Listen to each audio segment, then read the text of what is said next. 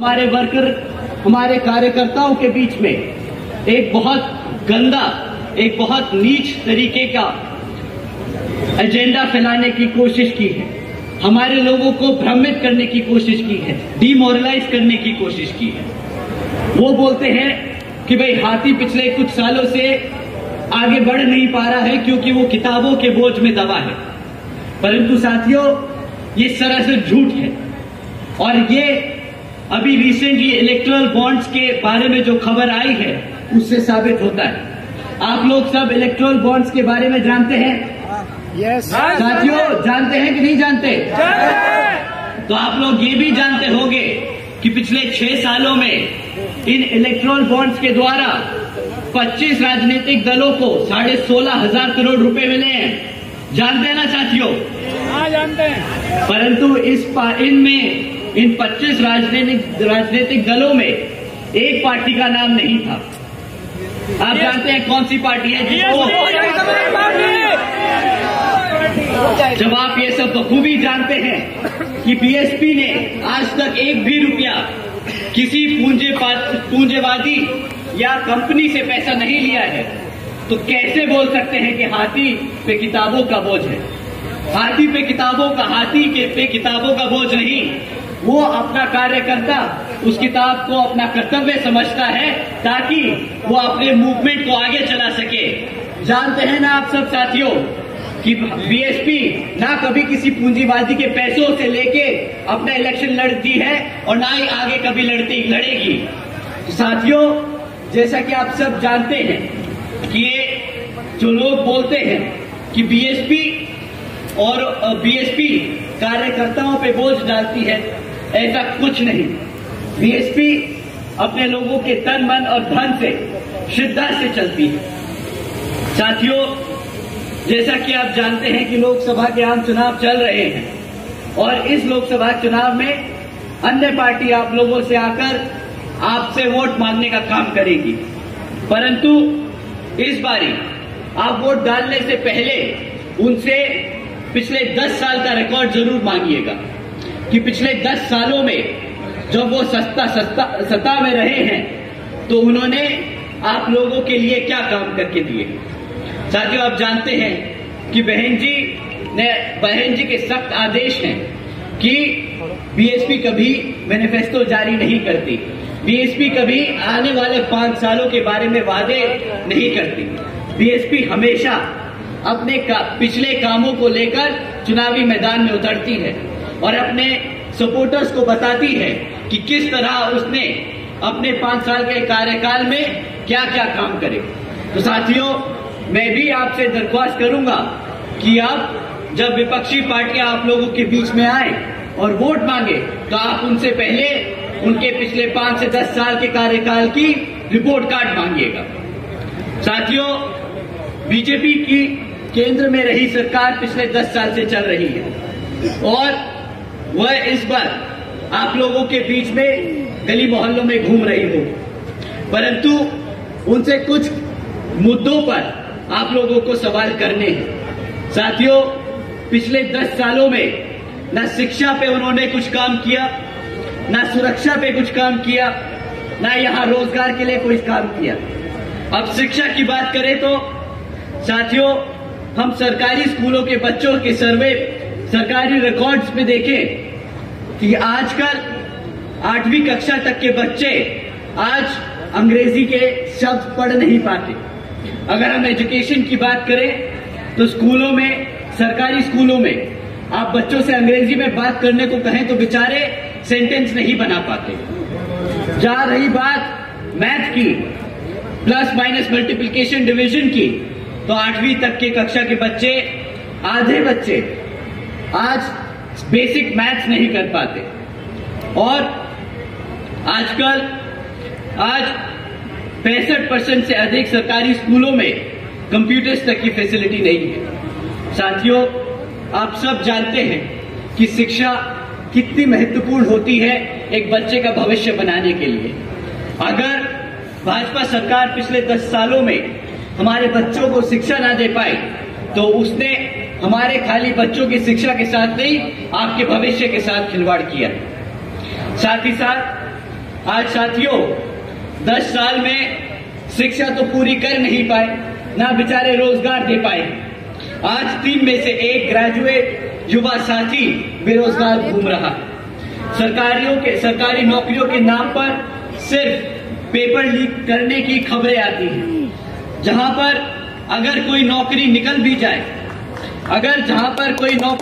जाए, तो साथियों 1-1 हजार नौकरियां निकलती हैं, वहां पे 90-90 हजार लोग अप्लाई करते हैं। एक क्लास 5 की नौकरी के लिए यहां पर PhD स्कॉलर्स, इंजीनियर्स और ग्रेजुएट्स अप्लाई कर रहे हैं। साथियों, ना यहां पे शिक्षा का प्रबंध हुआ, ना यहां नौकरियां दे पाए।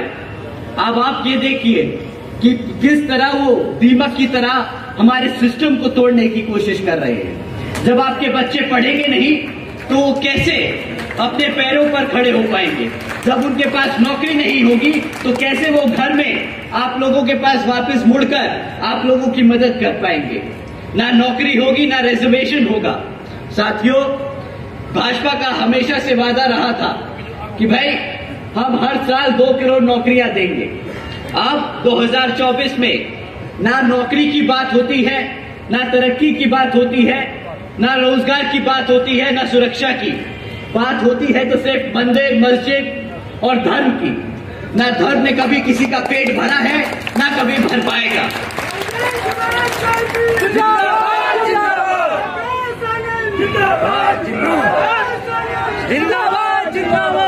साथियों, जब वो रोजगार न दे पाए तो आप अपनी आवाम को भूखा तो रखेंगे नहीं। तो प्रधानमंत्री जी के साथ साथ भाजपा के सभी बड़े छोटे नेता ये लाइन बहुत बखूबी रट के आप सबके बीच में बोलते हैं कि आज बीजेपी की सरकार ने 80 करोड़ से ज्यादा देशवासियों को मुफ्त में राशन देने की स्कीम चलाई है।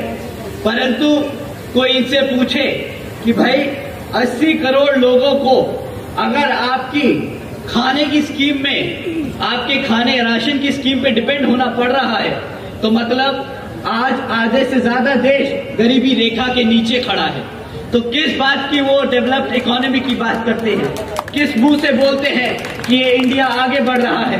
किस मुंह से बोलते हैं कि इंडिया को $5 ट्रिलियन की इकोनॉमी बनाएंगे? साथियों, सब भिखारी बना दिया, कटोरा हाथ में दे दिया।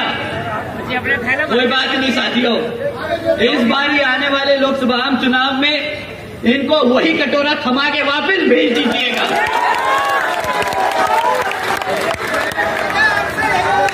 साथियों, इन्होंने आप लोगों को मुफ्त में राशन देने की स्कीम चलाई। आप जानते हैं कि इस मुफ्त राशन की लागत क्या पड़ रही है आप सब पे? साथियों, 2 लाख करोड़ रुपए ये सरकार का पैसा मुफ्त राशन बांटने में लगा रहे हैं। साथियों, और मुफ्त का राशन मिलता ही कितना है? 500 रुपया, 1000 रुपया महीना।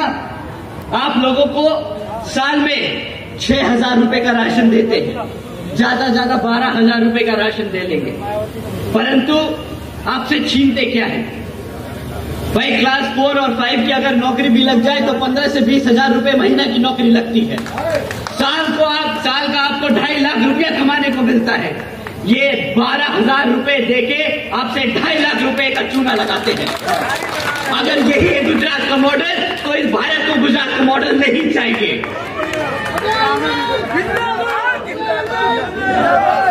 साथियों, 200 किलो रुपए टमाटर, तभी वो मुफ्त में राशन बांट रहे हैं। साथियों, उन्होंने वादा किया था कि काला धन वापस लेके आएंगे। कौन सा काला धन वापस आया? काले धन के नाम पे उन्होंने कितने ही काम किए हो। नोटबंदी करी। अब आप लोगों के पास, सबके पास डेटा है RBI का कि भाई सारा काला धन तो दूर की बात, सारा कैश वापस आ गया। सारा कैश वापस सिस्टम में आके वापस चला भी गया। तो कौन सा काला धन इस केंद्र की सरकार ने रोक के दिखाया? परंतु इस नोटबंदी के आड़ में इन्होंने जो हमारे गरीब भाइयों की कमर तोड़ दी, उसका जवाब अब आने वाले लोकसभा चुनाव में आप सबको इनके हाथ में कटोरा थमा के देने का काम करना होगा।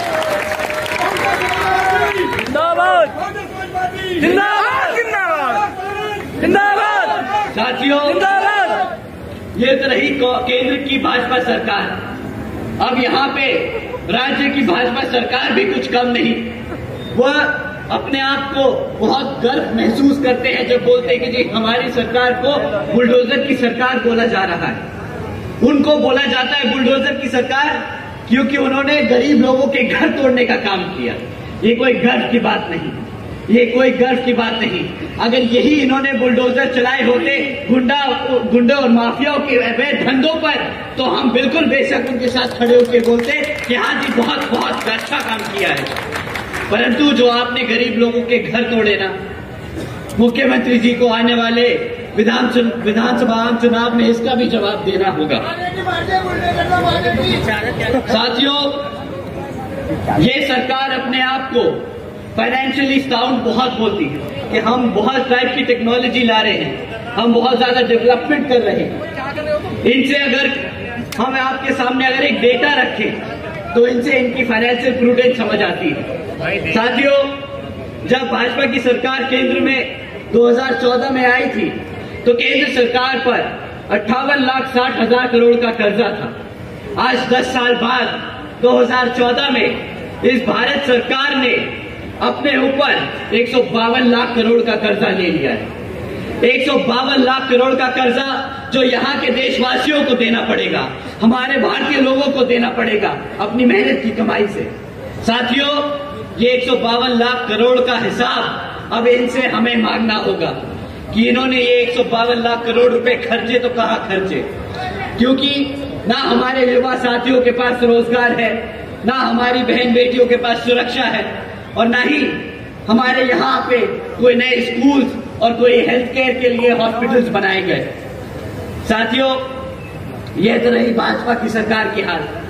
अभी आपके बीच में लाल टोपी वाले भी आएंगे, वो भी बोलेंगे कि हम आप लोगों के लिए आपके हकों की लड़ाई लड़ेंगे। पर बहुत ही युवा या साथी यहाँ बोले कि भैया हमने इनको मौका दे के देख लिया। ये जब नए नए आए थे टोपी पहन के साइकिल पे घूमे और बोले कि हम युवा नेता हैं, हम यहाँ पे युवा साथियों का बहुत सहयोग करेंगे, उनके लिए रोजगार देंगे। परंतु वो हमें वो खुद टोपी पहन के हमें भी पिछले 5 साल में टोपी ही पहनाते रह गए।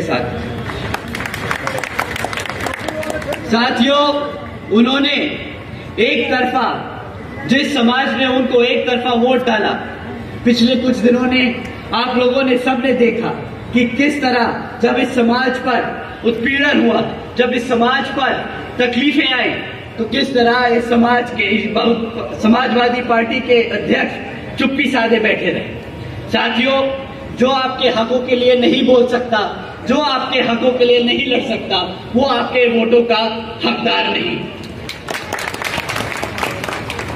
साथियों, जैसा कि मैंने आपसे शुरुआत में कहा था कि बहन जी ने हमसे कहा है कि आप जनता के बीच में जाइए और हमारे काम के बारे में बताइए, ताकि हमारा वोटर, हमारे समर्थक, हमारे लोग वही आगे जाके समाज में आगे सबको बता सके। तो साथियों, मैं आपके सामने बहन जी के गवर्नेंस मॉडल के बारे में कुछ बातें बताना चाहूंगा। साथियों, बहन जी के गवर्नेंस मॉडल के तहत बसपा ने अपनी सरकार के चलते हुए महामाया गरीब बालिका आशीर्वाद योजना चलाई थी, जिसके तहत 3,25,000 बच्चियों को 1-1 लाख रुपए देने का बहन जी ने काम किया। साथियों, देश में पहली बार ऐसा हुआ था कि बच्ची पैदा होते ही लखपति बन गई थी। साथियों, बहन जी ने इस योजना के तहत 3,250 करोड़ रुपए अपनी बच्चियों को देने का काम किया था।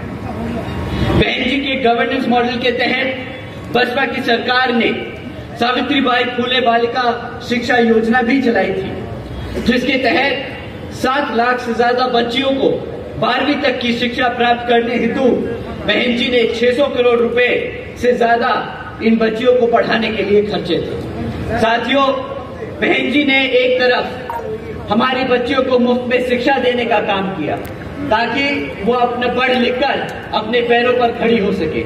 दूसरी तरफ ये सरकार आपको हर महीना मुफ्त में राशन देती है ताकि आपके बच्चों का भविष्य इन पर निर्भर हो जाए, आप लोग अपने पैरों पर ना खड़े हो पाए।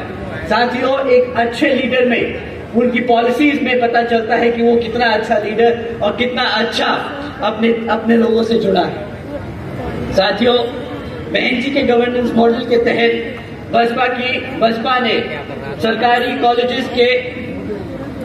कॉलेजेस के साथ साथ व्यावसायिक technical institutes, engineering colleges, polytechnic एवं इंडस्ट्रियल ट्रेनिंग इंस्टीट्यूट्स में अन्य पिछड़े वर्गों के छात्रों के लिए 27% आरक्षण की व्यवस्था तय की थी। इसी के साथ साथ पहली बार सरकारी कॉलेजेस के स्टूडेंट हॉस्टल्स में अन्य पिछड़े वर्गों के छात्रों के लिए भी 27% आरक्षण व्यवस्था तय की थी। साथियों, बहन जी के गवर्नेंस मॉडल के तहत चलकर बसपा की सरकार ने प्रदेश में अपने शासनकाल में 12,500 करोड़ की लागत से हमारे सभी SC, ST व OBC के साथ साथ आदिवासी समाज के 3.5 लाख से ज्यादा परिवारों को महामाया आवास योजना के तहत अपने खुद का घर देने का काम किया था। साथियों, बहन जी के गवर्नेंस मॉडल के तहत चलकर बसपा की सरकार ने सरकारी नौकरियों के साथ साथ देश में पहली बार सरकारी ठेकों में भी आरक्षण की व्यवस्था तय की थी। इसके साथ साथ सरकारी नौकरियों के भीतर सरकारी नौकरियों पर भी लगी रोक को हटाकर बहुजन समाज के साथ साथ सर्व समाज में से सभी जरूरतमंद लोगों को सरकारी नौकरियों को देने का काम किया था। साथियों, बहन जी के गवर्नेंस मॉडल के तहत चलकर बसपा की सरकार के नेतृत्व में कृषि एवं संबंधित कार्यों में मिनिमम वेजेस को 55 रुपए से बढ़ाकर 100 रुपए प्रतिदिन करने का काम किया और अन्य पिछड़े वर्गों के लोगों की क्रीमी लेयर की वार्षिक आय सीमा 3 लाख रुपए से बढ़ाकर 5 लाख रुपए करने का काम किया। साथियों, बहन जी ने अपने शासनकाल में 90,000 से ज्यादा शिक्षकों को सरकारी नौकरी देने का काम किया। 1 लाख से अधिक सफाई कर्मचारियों को नौकरी देने का काम किया। 2 लाख से अधिक नौजवानों को पुलिस फोर्स में भर्ती करने का काम किया और 6 लाख से अधिक अपर कास्ट समाज के कमजोर लोगों को विभिन्न सरकारी पदों पर नौकरी देने का काम किया।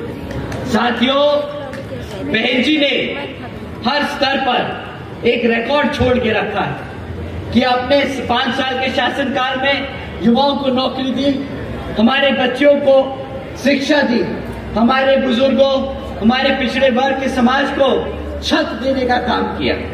साथियों, उन्होंने कभी भी आकर आपसे आने वाले 5 साल के लिए वोट नहीं मांगे।